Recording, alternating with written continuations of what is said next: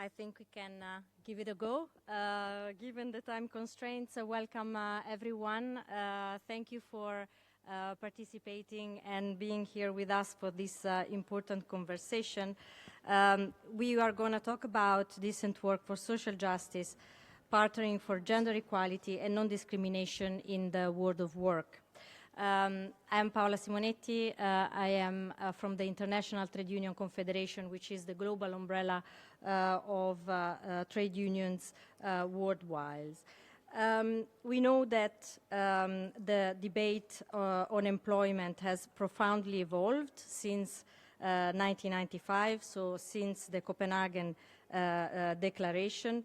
One of the examples is that, for example, the International Labour Organization has agreed, on the decent work agenda in 2008, and then, many things up to 2015 with the endorsement and the adoption on the Sustainable Development Goals, where decent work and full employment enshrined in SDG 8 are, of course, for us paramount, and of course SDG 5 on gender equality. So within the labor agenda, the need to promote gender equality and non-discrimination in the world of work is key. And we are very, very proud to see that the Doha Declaration enshrines gender equality with, solid language and with solid commitments about, of course, the need for women access to the labor market with labor rights at the workplace, gender violence and harassment in the world of work, the care economy, equal pay for work of equal value. So these are just a few examples that we are really proud to see as a trade union movement in this Doha political declaration. So, but we will have, of course, the privilege to listen to our fantastic speakers today.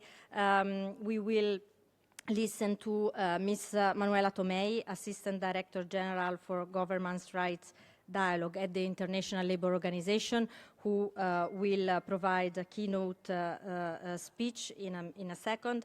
And then this will be followed by our distinguished guests and speaker that I will present one by one later on for the sake of time.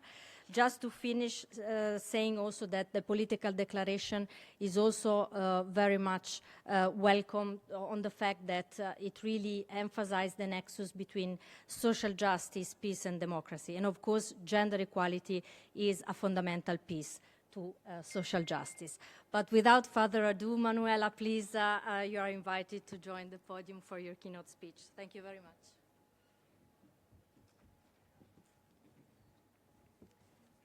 Thank you, Paola, and Your Excellencies, distinguished delegates, colleagues, friends. As Paola was saying, there cannot be social justice without decent work, and there can be no decent work without gender equality. And gender equality is indeed at the heart of the mandates of the ILO on social justice. The ILO established over 100 years ago the principle that men and women should receive equal remuneration for work of equal value. That was really visionary. And it elevated that principle to a fundamental convention, Convention 100. And that principle made it even through the 2030 Development Agenda, and 8.5 became one of the indicators against which progress of countries in relation to SDG 8 is also assessed. There are a number of ILO standards that are relevant to gender equality. Of course, in the interest of time, I would like to refer to 3 of them, which I think are quite handy, especially in the light of what are also the commitments that have been laid out in the Doha Political Declaration. First, Convention 156 on workers with family responsibilities. That was adopted in the early 80s. And it's also quite visionary because it establishes that working mothers and working fathers should not be deprived of opportunities in the labor market because of their family status relative to their peers who have no children. There was also Convention 189 on domestic work, which afforded an invisible workforce, and we are talking of really a large number of women, predominantly women workers, equality of treatment at par with other workers. And as you know, domestic workers are part and parcel of the army of care workers who allow many households to actually engage in paid employment and looking after the well-being of their families. Last but not least, Convention 190, it recognizes that everybody is at risk of violence and harassment in the world of work, but the way in which violence and harassment at work is being lived and experienced by women and men has very distinct characteristics which needs to be dealt through measures.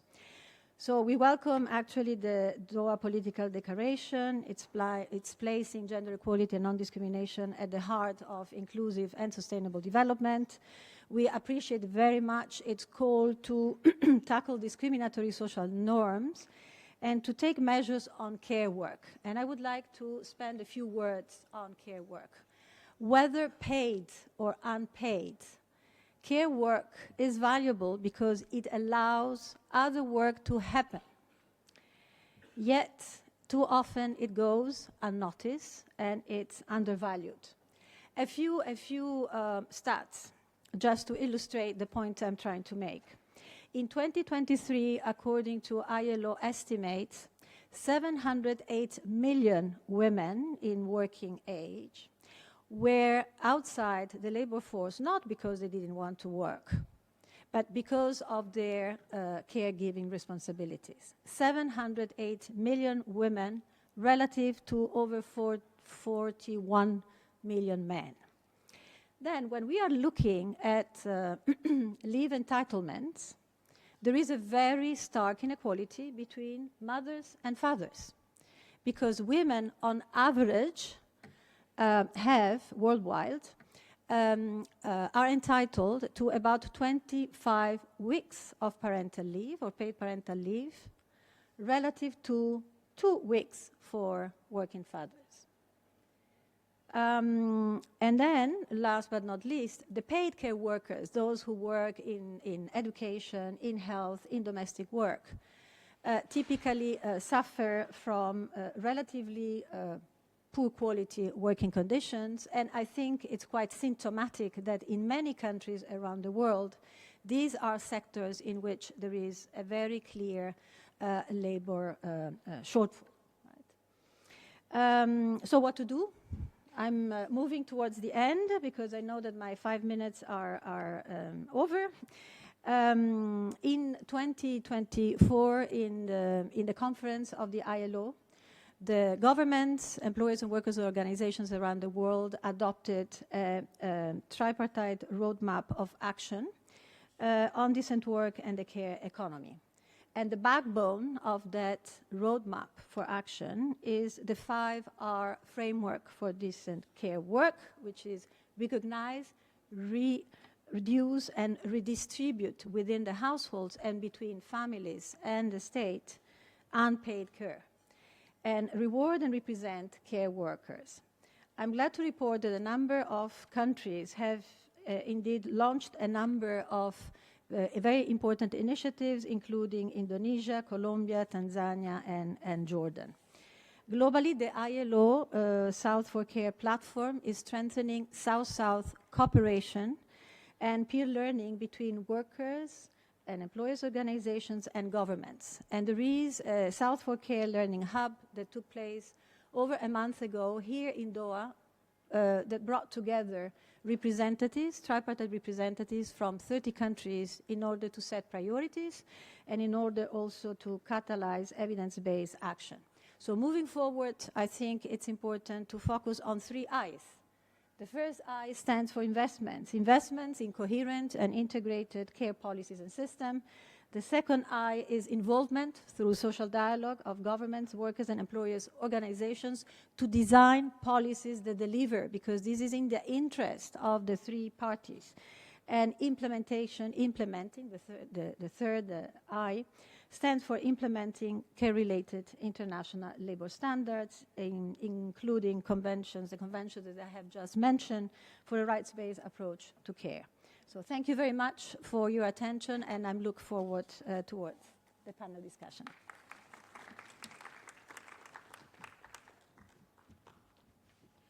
Thank you so much, Manuela, for driving us right in the center, on the heart of the political declaration deliberations, and also, letting now our distinguished panelists to come also with their remarks. So I will briefly introduce, maybe starting immediately from my neighbor. So it's Miss Valérie Berset-Bircher, State Secretary of Switzerland. We have with us also Mrs. Francisca Gallego, Undersecretary of Social Service, Ministry of Social Development and Family from Chile. We have our dear Hind Menamar, Executive Secretary of the Arab Trade Union Confederation, and then Mrs. Meth, Minister for Employment and Labor from South Africa, and then last but not least, Kjetil Vevle, Deputy Minister for Labor and Social Inclusion from Norway. Thank you again for being here with us. I will start with you, Hind, with the first questions. The Arab Trade Union Confederation represents over 7 million workers in the MENA region, and you are the first women executive secretary of the Arab Trade Union Confederation. And so we would like to hear from you what are the top 4 priorities to advance decent work in the Arab region for women workers. Thank you, Hind. Thank you, Paula. Thank you for presenting this. I don't know if I have to talk on this by proud, but also I need to say that to raise the emergency of the urgency to talk about decent work for women at the workplace in the Arab region. The thing.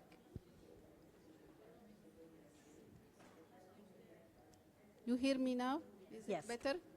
Okay. You need.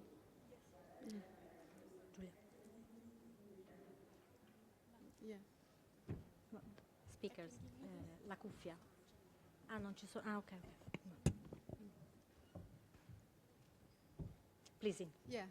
So, if you want to talk about the women, working women or gender issue in the Arab region, yes, I am the first woman. I working for the trade union movement for the Arab region. I can work a lot, talk to a lot on this and proudly, but there is an emergency to talk on having women in the workplace in the Arab region, and still work for Arab women in the Arab region face many challenges, and it doesn't mean yet dignity, it doesn't mean yet equality, and in a region where there is a big number of women in the informal sector, a region also where we have a big number also of women, educated women from our university, where there is a big potential of women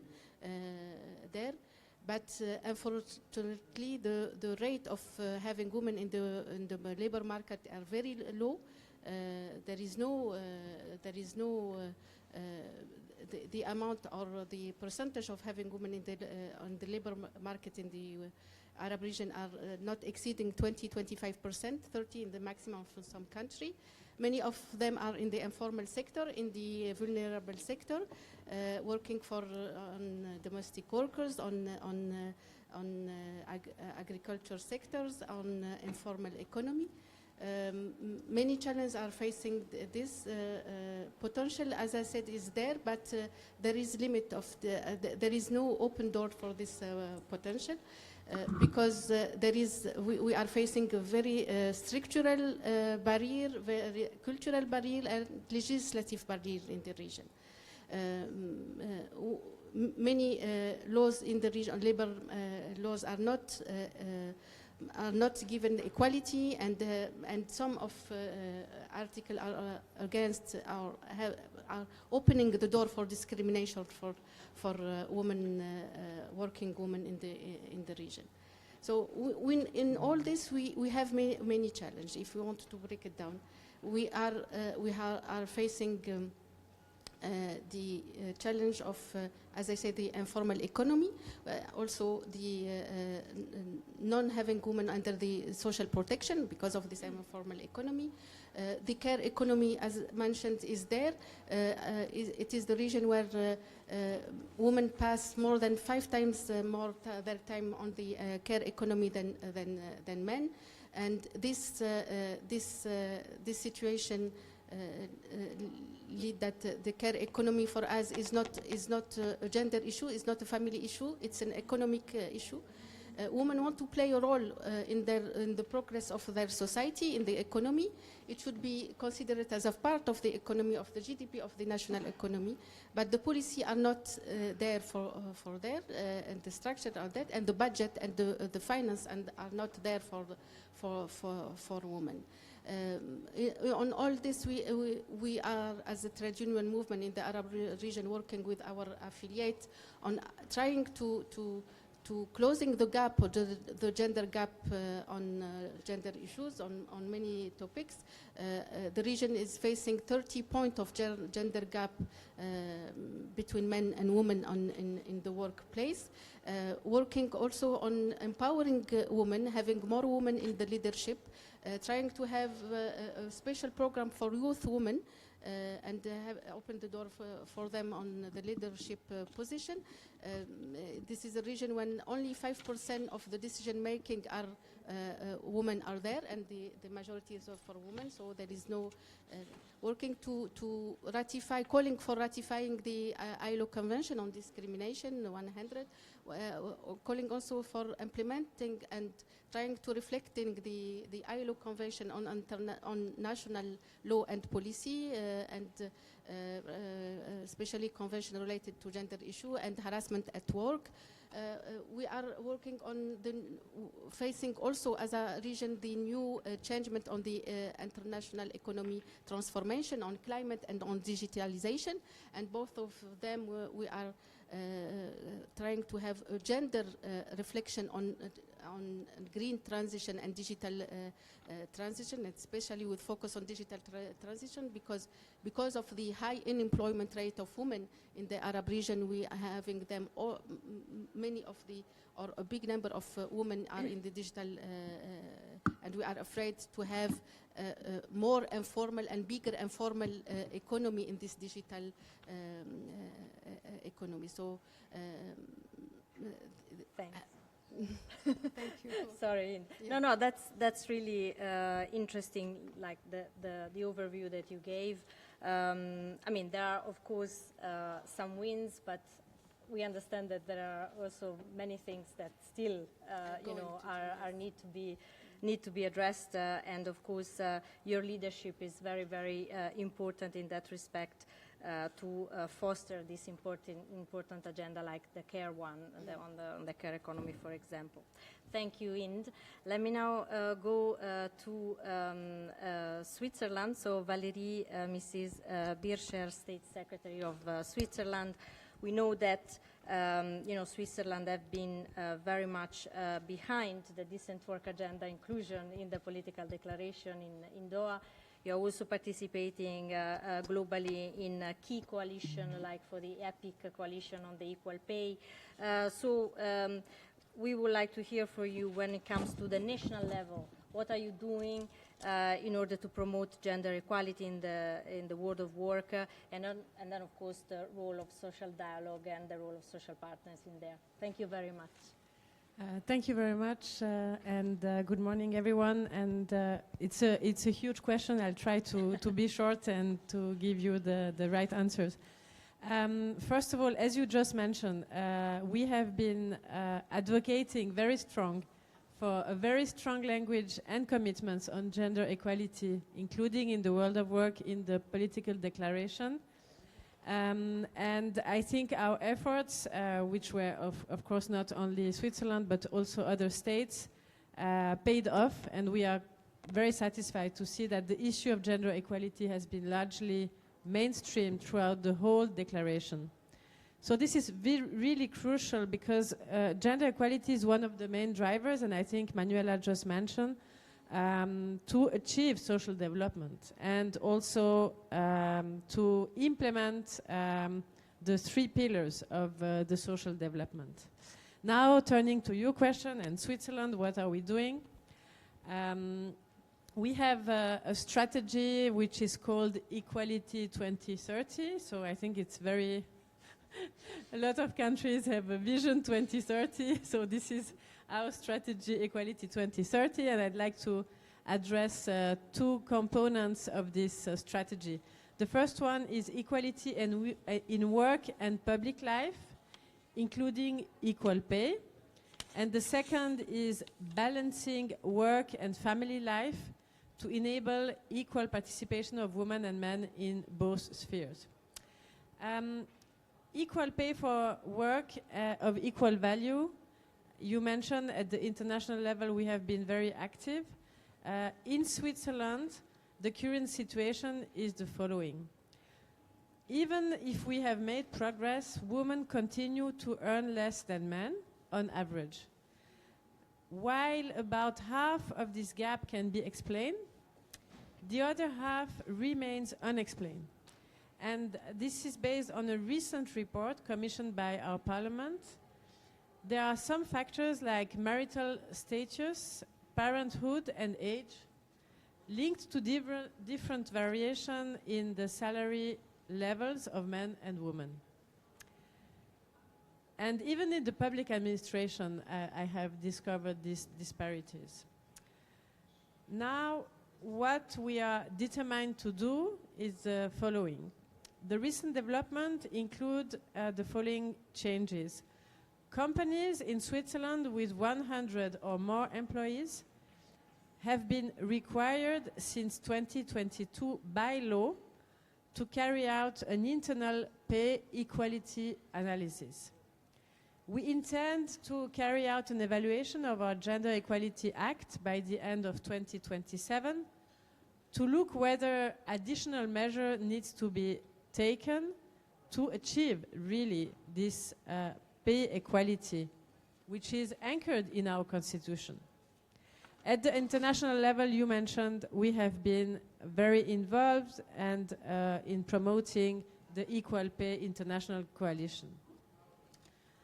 Now, turning to the second question, the social dialogue component. You all know social dialogue, and I think it has been said already today in many events. It plays an essential role, not only in Switzerland, but in all labor markets in the world. What does it mean in my country? Every labor market reform, every labor market law is developed jointly between national and subnational authorities, employers' association, and trade union. And even more, within our liberal labor market, the government always say, if social partners find a solution, agree on a solution, we are very pleased and we don't intervene. This ensures that all these measures and policies that are put forward by the government are really answering to the different perspective of social partners, because they are the ones who know what is happening in the field. They are the ones at the heart of our labor market, and also they are represented, of course, in the political system. So this approach of gender equality in the world of work is not only based in the labor market, but it's really deeply anchored in society, in the democracy, and in social dialogue. And the last word I would like to say is the following. Promoting gender equality in the world of work is not only a question of fairness, it's also an investment. investment in economic resilience and social cohesion. And we will remain committed to advance this agenda together with our social partners, but also with all our international partners. Fantastic. Thank you. Thank you very much, Mrs. Bischer. And of course, it is important, indeed, as you say, to stress also the gain on the social point of view as a whole of society in investing in gender equality. So thank you very much for underlying that. I'm now going to Mrs. Meth, Minister of Employment and Labour in South Africa. South Africa host countries for the G20, and actually I would like also to thank the South African government, because it's been very, very vocal, especially on the gender-based violence and harassment in that respect. So, and of course, ILO Convention C190 on gender-based violence and harassment has been, one of the policy priorities carried forward by the government. So we would like to hear from you, Minister, what are your lessons learned in terms of designing effective solutions to boost decent work and gender equality? Thank you, Minister. Thank you so much, Moderator, Excellencies, distinguished delegates, and fellow panelists. Thank you for the opportunity to contribute to this critical discussion. For South Africa, this conversation begins where our democracy started 31 years ago, almost coinciding with the First World Summit. That beginning is our constitution, which enshrines equality, dignity, and freedom from discrimination as non-negotiable rights. These are binding social contracts born out of a painful history of exclusion, discrimination, and injustice. Social justice without gender justice is a false victory. Section 9 of our Constitution, the Bill of Rights, guarantees equality and directs the state to take all necessary legislative steps and other measures to protect citizens disadvantaged by unfair discrimination. Our laws since 1994 flow from that promise, equality as both a value and a measurable public mission. Our fundamental lesson is this: we must treat decent work not merely as an economic outcome, but as a primary tool for achieving social justice. It is the practical mechanism we use to translate the noble ideal of gender equality into lived reality, dignity, power, and security for all women. This perspective shifts the entire endeavor. It moves us beyond seeing labor laws as simple regulations and instead views them as instruments of redress and empowerment. Our approach is not to design policies for women, but to co-create solutions with them, guided by the principle of nothing for us without us. How do we manage this? We use the Quarterly Labor Force Survey not just as a statistical tool, but an instrument for making invisible injustices visible and holding power to account. By disaggregating data by gender, race, and age, the QLFS quantifies the lived experience of inequality. Our work is further guided by various international obligations. We have ratified the ILO Convention 100 on equal remuneration, Convention 111 on discrimination, and more recently, Convention 190 on violence and harassment in the world of work. Convention 190 is historic. It affirms that a safe, respectful, and violence-free workplace is a human right. In South Africa, we are implementing it through amendments of our Code of Good Practices on the prevention and elimination of harassment, ensuring that every employer must prevent, respond to, and remedy gender-based violence in the workplace. We are also integrating these principles into our National Strategic Plan on gender-based violence and femicide, linking workplace safety with broader societal transformation. Women are the backbone of the care economy, in households, health services, education, and social work. We are working to professionalize and formalize care work, integrating it into labor standards and ensuring that these workers, often in the informal sector, are protected through social security, maternity benefits, and occupational safety measures. Our unemployment insurance fund now covers domestic and vulnerable workers, extending income protection to those who were historically invisible in our labor market. None of these advances happened by decree. They are the result of robust social dialogue. Our National Economic Development and Labor Council, NEDLEC, is the cornerstone of consensus building between government, business, labor, and community sectors. It was through NEDLEC that we negotiated the introduction of the national minimum wage, which has uplifted millions of low-paid workers, many of them women. The amendments to the Employment Equity Act mandating equal pay for work of equal value, and our tripartite process to align national legislation with the ILO Convention 190, ensuring that implementation is owned by all partners. The lesson is clear. When social partners co-create policy, implementation follows with legitimacy and accountability. This journey has not been without resistance and fight from those sectors of the society that seek to prevent the transformative agenda of government.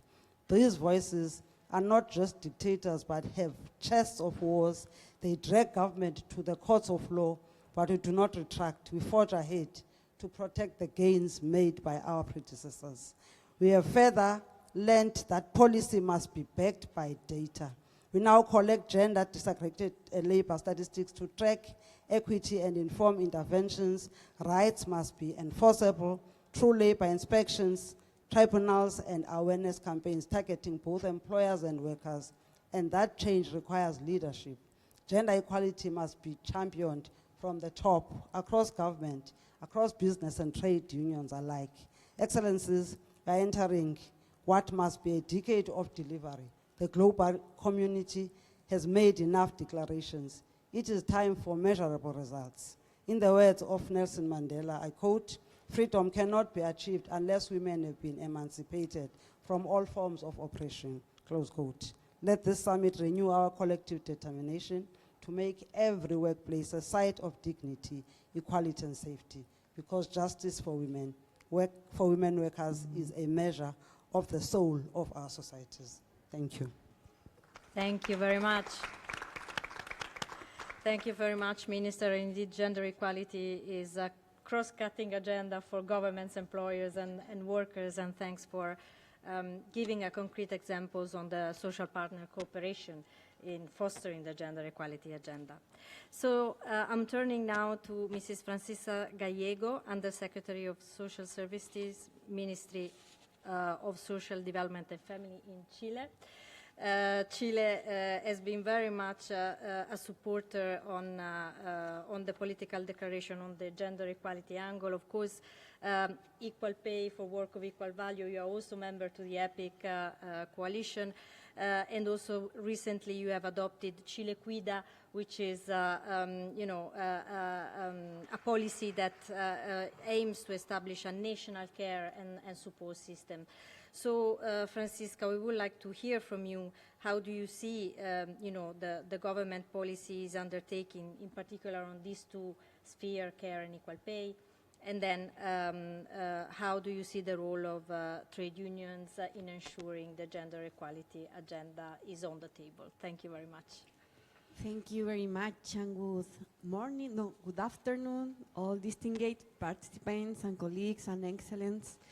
It's a great honor for Chile to join this important dialogue on decent work, gender equality, and social justice, principles that give our national policy and our shared global commitment under the decent work agenda. On behalf of the government of Chile, we would like to focus our remarks and reflection today on the significant progress our country has been making in addressing unpaid core work, and a critical area for achieving gender equality, social protection, and inclusive development. As high level has long emphasized, care is not only a social necessity, it is a cornerstone of sustainable development, and powerful driver of employment.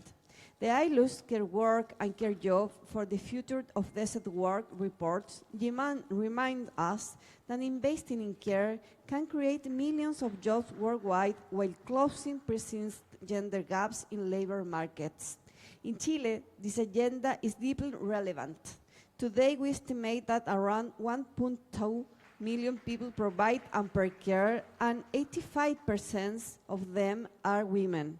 Their average age is 51 years, and most belong to the country's most vulnerable household. These women sustain our families and community, yet their work remains invisible and unprotected. Recognizing and addressing this inequality has become a national priority. That is why our government is implementing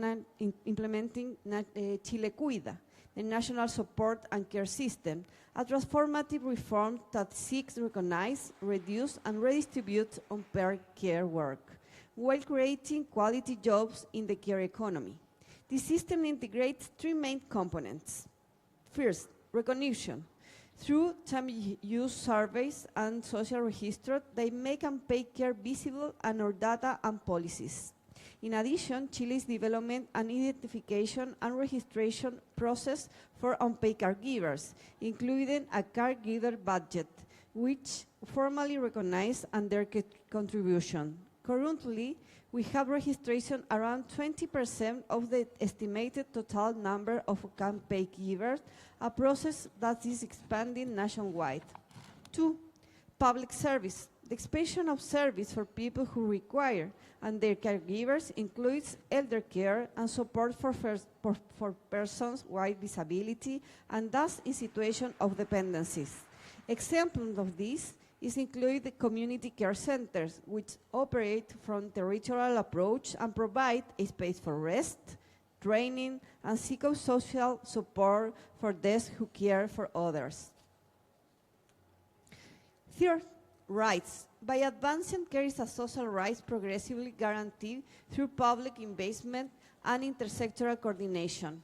Under the leadership of President Boric, Chile is taking decisive steps to recognize care as the fourth pillar of social protection, alongside health, education, and pensions.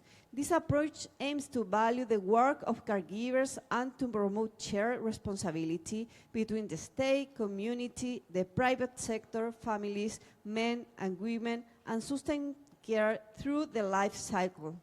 This effort is closely aimed with the ILO Decent Work Agenda and the SDG 4, not because we have achieved it fully, but because we are building the institutional foundation to make care a right and ensure that care work, both paid and unpaid, is recognized, supported, and dignified. For Chile, investing the care work is not only a gender policy, it is an economic strategy. Finally, none of this can be achieved alone. Advancing decent work for social justice required a strong partnership among government, trade unions, employers, and civil society. It also required a shared understanding that care is both work and human rights. Chile reaffirms its commitment to work collectively toward this vision, building a future of work that's not only productive, but also caring, inclusive, and truly decent for all. Thank you so much. Thank you so much to the government of Chile and for, again, underlining the role of social partners in the Chile Cuida initiative and policy. And then, last but not least, I'm turning to Sieti Vevle, Deputy Minister for Labor and Social Inclusion in Norway. Norway is, of course, quoted by many an example for the promotion of the gender equality, also in the world of work. So we would like to hear from you what is your experience of involving employers and the workers' organization in policy making for gender equality in the world of work. You have the floor. Thank you very much. Thank you so much, and Excellencies, colleagues and friends. First of all, I would like to start with thanking ITUC for putting this topic on the agenda. I would say that decent work is not only a goal, it's a pathway to social justice. And for that pathway to be open to all, gender equality and non-discrimination must lie in the heart of our labor policies. In Norway, we believe that economic independence is fundamental to gender equality. When women have access to decent work, they gain not only income, but also autonomy, security, and influence, both in their families, communities, and in the society as a whole. So to make this a reality, we have invested in policies that remove structural barriers to women's participation in the workforce. I will start by highlighting 3 key areas. Universal access to affordable childcare. Childcare is not just a social service, it's an enabler for employment. In Norway, we have publicly funded kindergartens to all families. And since our government took place in 2021, we have reduced the price by 2/3, and we can see that the participation is increasing dramatically. 2, generous and paid parental leave. Norway offers one of the world's most comprehensive parental leave schemes, including dedicated quotas for both men and women. This promotes shared responsibility at home and supports women's return to work after childbirth. And 3, work-life balance and flexible working arrangements.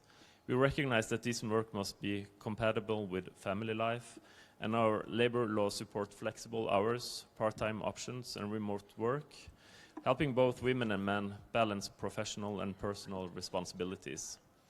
So these policies are not just about fairness, we see them as smart economics.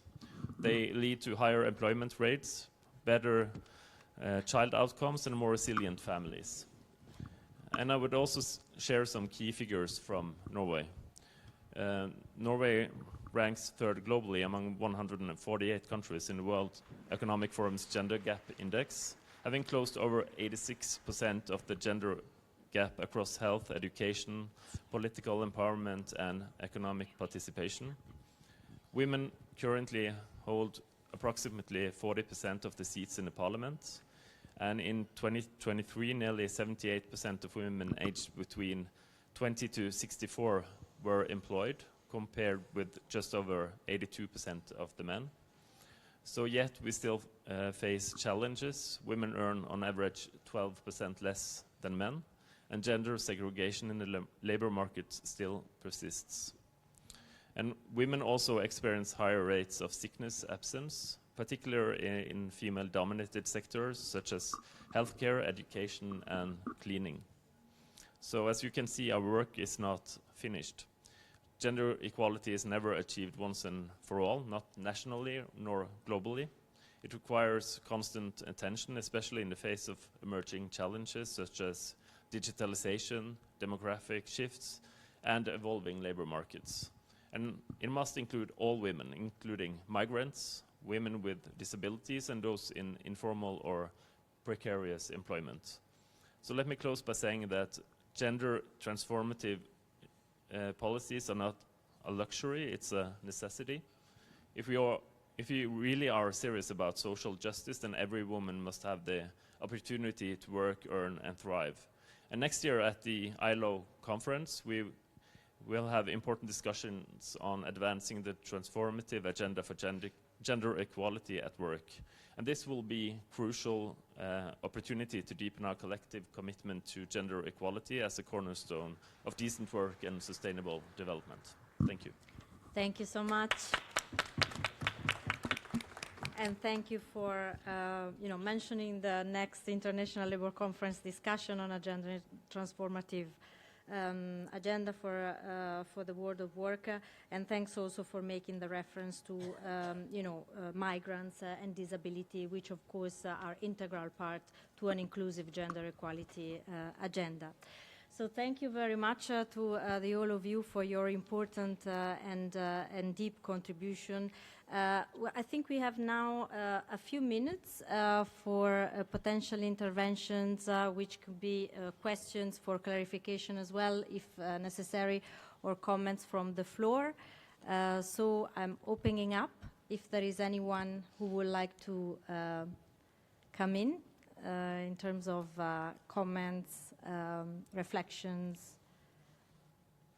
Yes, I have here one, and please raise your hand, and there, yes, I can get 2 or 3 maximum. Thank you. Thank you very much. My name is Niglal Haj. I'm from Search for Common Ground. When I heard the word decent work, I fear there might be confusion between decent work, what we mean by decent, and what we mean when, because in the Arab world, for instance, you see a lot of well-qualified women are put in what's so-called decent. Someone who's qualified put as a receptionist because this is a decent job, or being told not to compete for some technical job because it's not decent for women. So we really need to be very careful on how we define decent and what challenges under that definition. Another word is, I feel when I was listening, and a lot when we talk about gender equality, we tend to talk about women. And in some contexts, also men are facing some challenges in accessing the labor market. So if we really want to look at it with a lens of gender equality, we shouldn't translate that into traditional gender addressing only women challenges. And then again about, I think we are in 2026, almost reaching 2026, and we're still talking about women empowerment. I don't feel the problem will be solved by more investing in empowering of women, but addressing the environment where women are working and where women are facing the challenges. Thank you. Thank you. Thank you very much. I think I had another, yes, thank you. Please.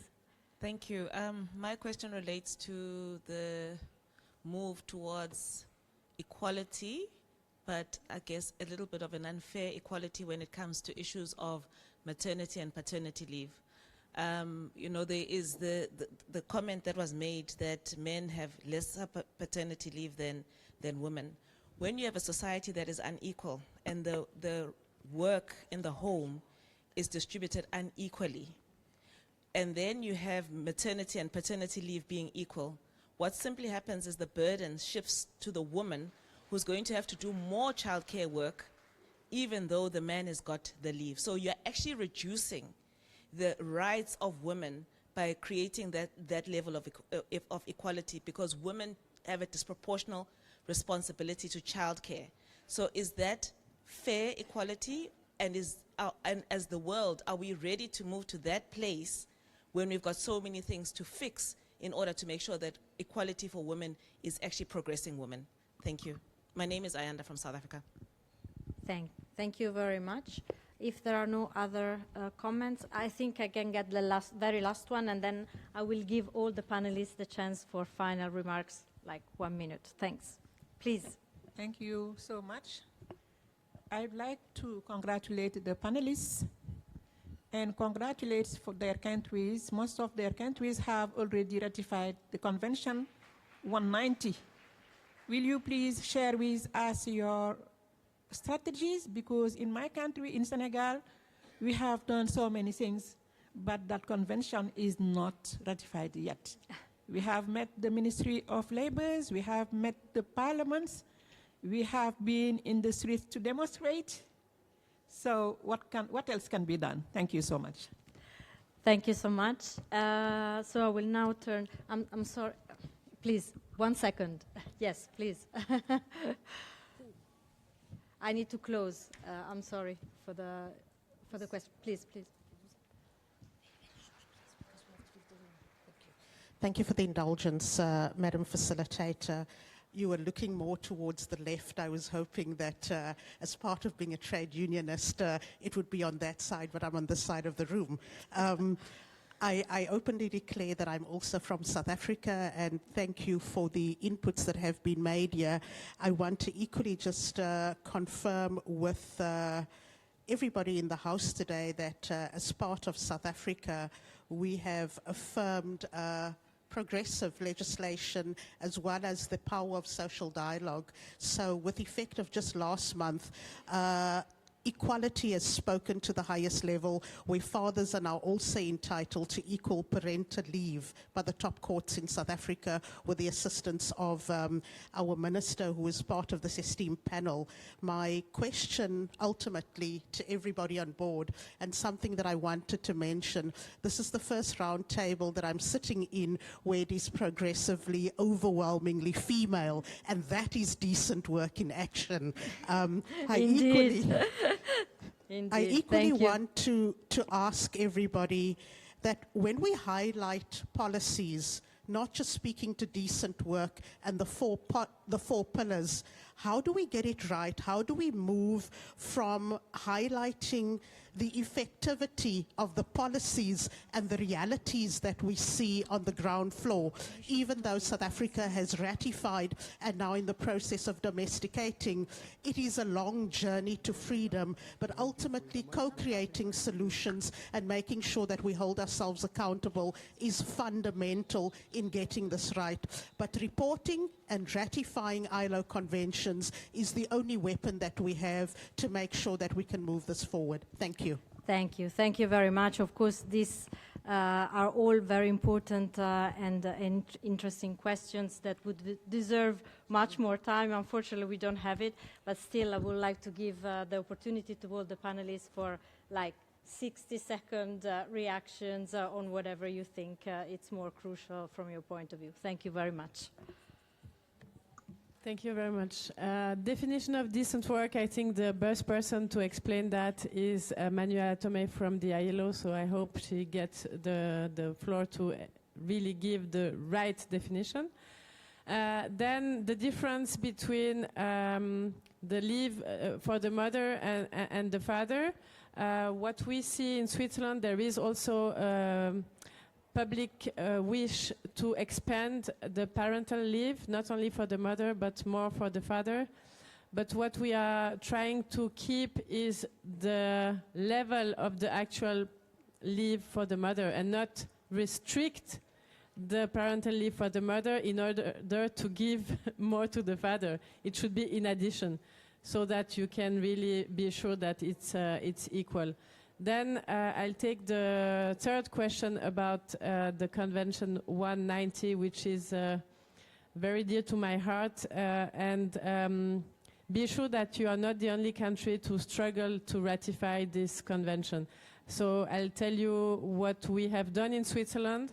It's not done yet, but we will continue, let's say, the fight. Our government has decided to ratify. Then the whole process went to the parliament.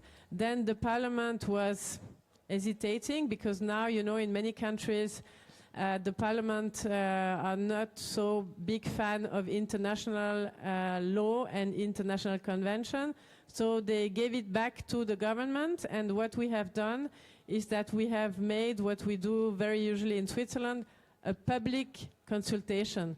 Broad public consultation where all the canton, the political party, the association, the employers, the trade union can answer to the question, should we ratify this convention or not? So the result is very positive, but now we need to bring that file back to the parliament. So it takes a lot of energy and time, but we will continue to do that, and I hope with the support of all cantons of Switzerland, then that the parliament will be convinced that this is the right thing to do. Thank you. Thank you very much. Thank you. I would like to emphasize the importance of social and gender co-responsibility in care. And when we discuss about the decent work, this involves investment and public policies, but also a changing narrative. This narrative must recognize the importance of the participation of all actors, but also on gender equality between men and women. And this is in the center when we build the Chile Cuida and care system, the co-responsibility, the gender co-responsibility, the social co-responsibility, and understand that the care is as human rights. Thank you very much. Hind. Yeah. For decent work meaning or terminology, I think we can talk much about it, but For us as a trade unionist, all jobs and all works need to be decent work, regardless what is the meaning. On gender terminology also, to keep it in that, yes, we can have the both. It's related to both women and men. Yes, but in our region, when we talk about it, when the statistic and the fact are not in favor of women, it become a gender issues for women. And this is the situation in the Arab region. The gap is very big between men and women at work, and this is why it is a priority. And sometimes we have a favorite policy for women, and we call it gender. On Convention 190, yes, we have also in the region, all our government, we don't succeed to have one ratification from the region on the Convention 190, but we are not staying there. We keep pushing for that, but in the same time, we are trying to reflect in all the articles that are in the convention, seated in the convention, within our policy, within national policy, within labor laws policy, and even within collective agreement that we made at the workplace. And we see this as a success, and we succeeded in many countries, like in Morocco, in Jordan, in Palestine. We have it already reflected on this. I only want to add something about peace, because I couldn't make it at the beginning. For us as a region, as an Arab region, having women in peace process is very important for us. Yes. When we talk about leadership. Yes. And having women in the leadership. So there is no peace, we can't achieve peace in the region, in the Arab region without having women on board. Absolutely. And we have without settling the gap or the discrimination that women are facing as a refugees, as a key process and peace. Thank you. Absolutely. Thank you very much, Hind, for the point. Minister, up to you again. Yes. Okay. Thank you so much, Paula. Thank you to the colleagues on the comments and questions. The issue of decent work and its definition. I think with us as South Africa, it starts by ensuring that you look at the leadership. The slogan that says nothing about us without us. You can't have women having decent work if they are not participating at a leadership level, be it in the private or public sector. It is for that reason that we've got basic conditions of employment, and we've got employment equity being enacted in our country and enforced to ensure that both private sector and public sector lifts the women up to the decision-making platform, because they are able. They are not being done a favor.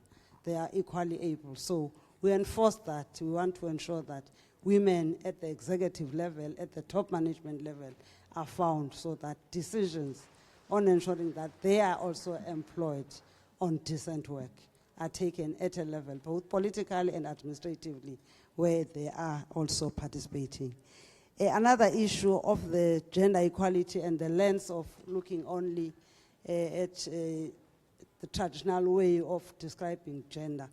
I agree with my colleague that for as long as the history shows that women have been excluded, discriminated, we will understanding, of course, that gender is not only about women, but when we talk about work opportunities that are afforded with a gender equality lens, the problem in my country is that women have been excluded. So we will ensure that there is equality, we'll ensure that there is no discrimination, not only looking at the gender lens, we are also talking about the race, knowing the history where South Africa comes from.